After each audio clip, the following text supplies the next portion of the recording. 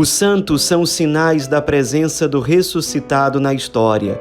Hoje, dia 1º de dezembro, celebramos Santo Elígio. Nosso santo de hoje pode ter o seu nome traduzido para o português também como Eloi, sendo, portanto, chamado de Santo Eloi de forma correta.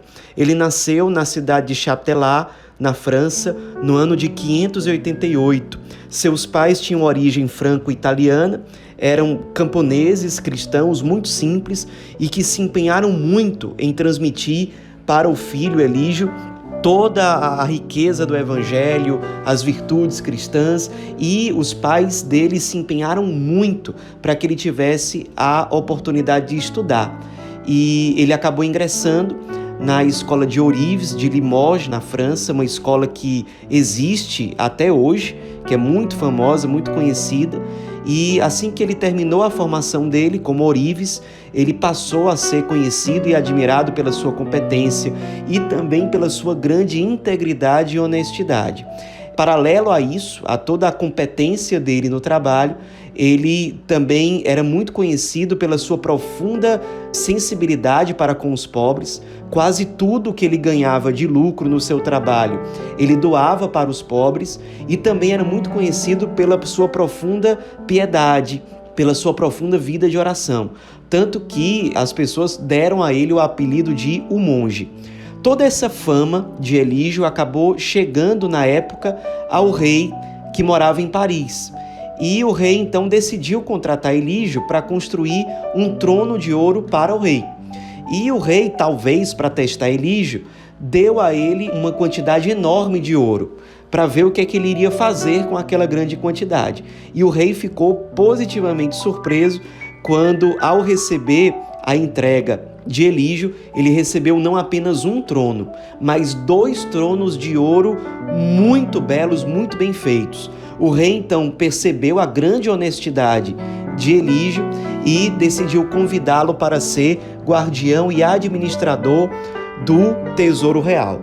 Elígio acabou aceitando, então ele se mudou, foi morar na corte em Paris. E além de assumir esse cargo pedido pelo rei, ele se tornou também o mestre de ourives do rei da França, ou daquele território onde hoje fica a França. Ele continuou nessa função que ele desempenhou muito bem, mesmo depois que o rei morreu. Quando o sucessor assumiu o trono, ele se chamava Dagoberto II. Dagoberto II fez de Elígio seu conselheiro e embaixador. E Elígio, ao mesmo tempo em que ele administrava toda a riqueza da nobreza do rei, ele também continuou seu trabalho de artista. Fez obras maravilhosas que eram muito admiradas. Entre elas se destaca o túmulo que ele fabricou para São Martinho de Tours.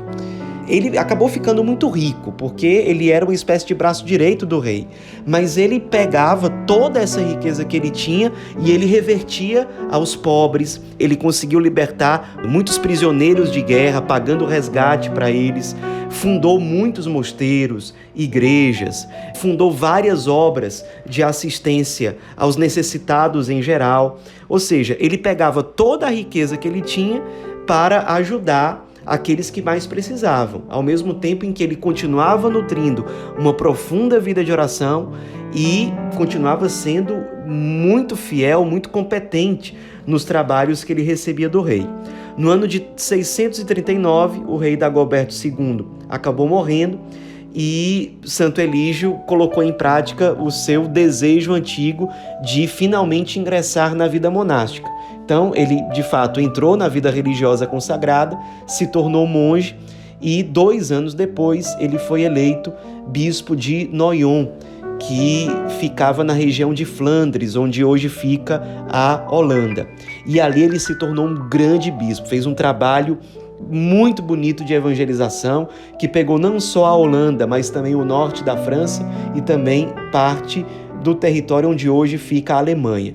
Fundou várias paróquias, conseguiu várias vocações, fundou mosteiros, fez vários momentos de visita pastoral, de evangelização, e durante 19 anos ele foi de fato um grande pastor para aquela região. Continuou vivendo uma profunda pobreza, uma profunda humildade, uma grande piedade.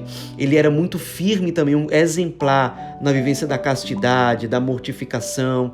Enfim, ele teve uma vida episcopal e missionária muito frutuosa, até que ele morreu na Holanda no dia 1º de dezembro do ano de 660, no momento em que ele estava exatamente fazendo uma visita pastoral, um momento de evangelização.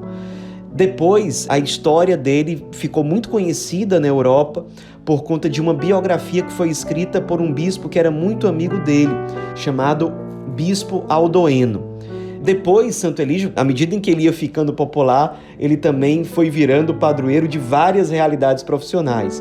Ele é considerado padroeiro dos joalheiros, dos ourives, dos cuteleiros, dos ferreiros, dos metalúrgicos e de uma série de outras profissões que são afins a essas que nós citamos.